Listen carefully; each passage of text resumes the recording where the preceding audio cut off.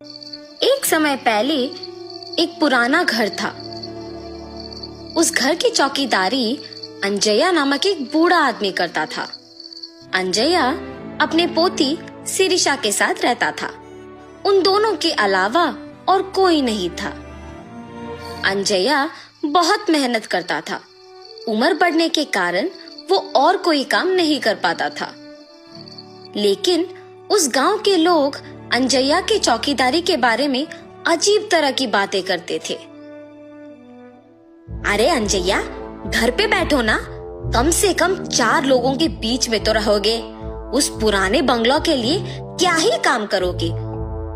भूत वूत घुस गया तो? अरे हम कहाँ भाग सकेंगे बाबू।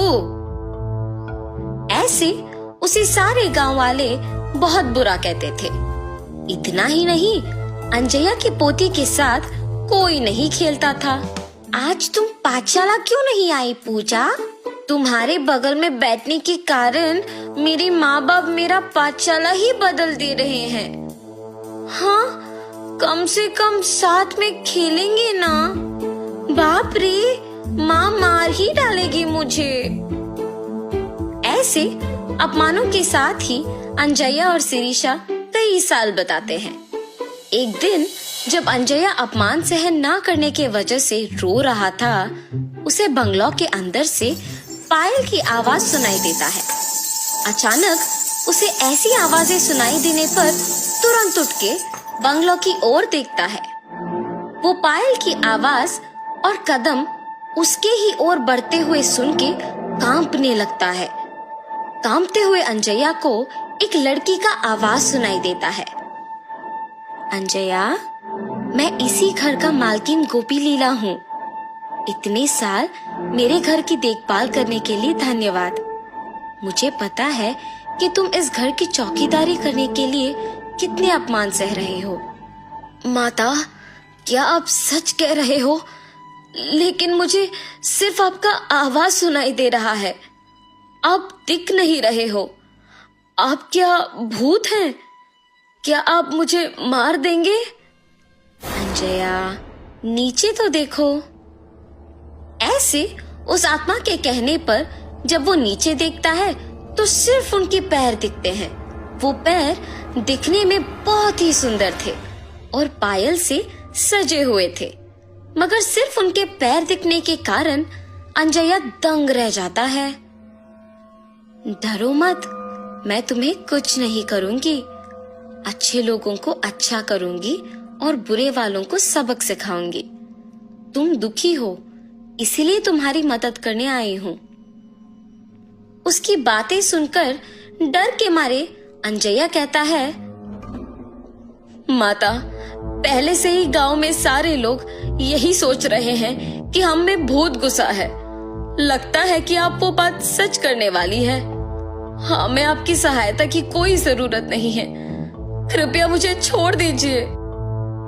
ये कह के रोता है। जब वो आत्मा कहती है, ठीक है, मैं अपने पायल यहीं पे छोड़ रही हूँ। ये अपने पोती को बांधो, सब अच्छा ही होगा। मेरे घर के लिए तुमने आज तक इतना काम किया है, उसके लिए बस ये एक छोटा सा तोहफा समझो। ये पायल बांध के जो भी मांगोगे वो पूरा हो जाएगा। भूलना मत। अपने पोती के साथ अब से खुश रहोगे।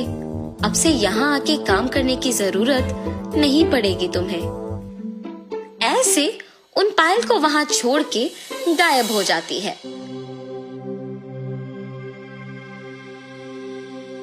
अंजया उन्हें लेकर घर जाता है। घर पहुंच के अंजया सोच में पड़ जाता है कि पोती को कैसे समझाएगा ये बात। उतने में पोती घर पहुंचती है। दादाजी, क्या हुआ? आप दुखी क्यों दिख रहे हो? शिरीषा, मैं तुम्हें एक बात बताऊंगा, मगर तुम्हें डरना नहीं है, ठीक है? ऐसे शिरीषा को सब कुछ बताते हैं। दादाजी के हाथों से पायल लेके कहती है, हाय भगवान, कितने सुंदर पायल है। गोपी लीला जी बहुत अच्छे हैं। उन्हें भूत के नाम से मत पुकारो दादाजी। उन्होंने अगर इतना अच्छा तोहफा मुझे दिया तो ही सोचिए। ऐसे खुशी के साथ कहती है और अपने दादाजी से वो पायल बंधवाती है। बेटी शिरीषा, याद है ना, इन पायल को पहन के जो भी मांगो वो हो जाता है, इसीलिए ध्यान से रहना।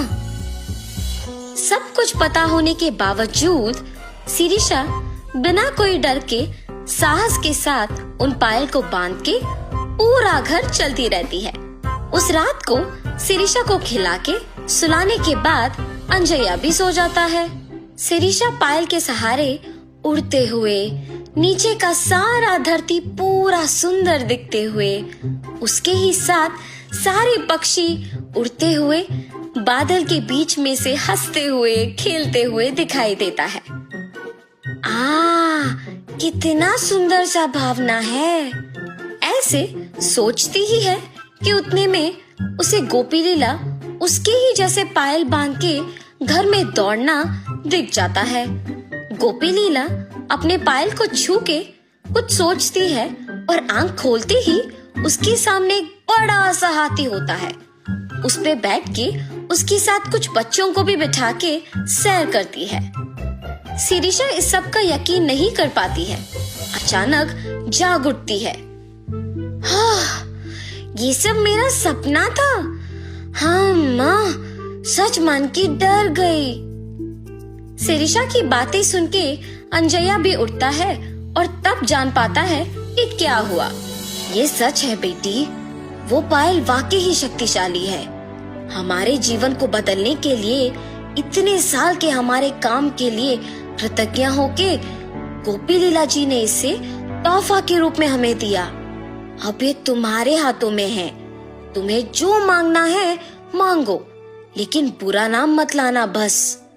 अब सो जाओ बेटी, बहुत देर हो रहा है। अपने दादू के बताए बातों को ध्यान में रख के सो जाती है। अगले दिन पूरा गांव अकेले घूम के घर आती है। दादाजी, मेरा एक विचार है, क्यों ना हम इन पायल का उपयोग करके गांव के सारे मुश्किलों को दूर करें। तब हमारा गांव भी विकास पाएगा और उसी के साथ हमारा नाम भी। तब हम चारों में इज्जत से जी पाएंगे। ऐसे एक विचार के साथ शिरीषा उन पायल का उपयोग करना शुरू करती है। जैसे जैसे साल बीते वैसे वैसे वो उस गांव को एक शहर बना पाती है। एक समय में गांव का भला बुरा गोपी लीला ही देखती थी, मगर उनके चलने के बाद उन्हीं के दिए हुए पायल के सहारे शिरीषा उनकी आत्मा को शांति दिलाने के लिए उनके सारे ख्वाहिशों को पूरा करती है। इतना ही नहीं, अंजया के परिवार के सारे मुसीबतों को दूर करके शिरीषा के वचन के अनुसार ही सभी के समान जीते हैं।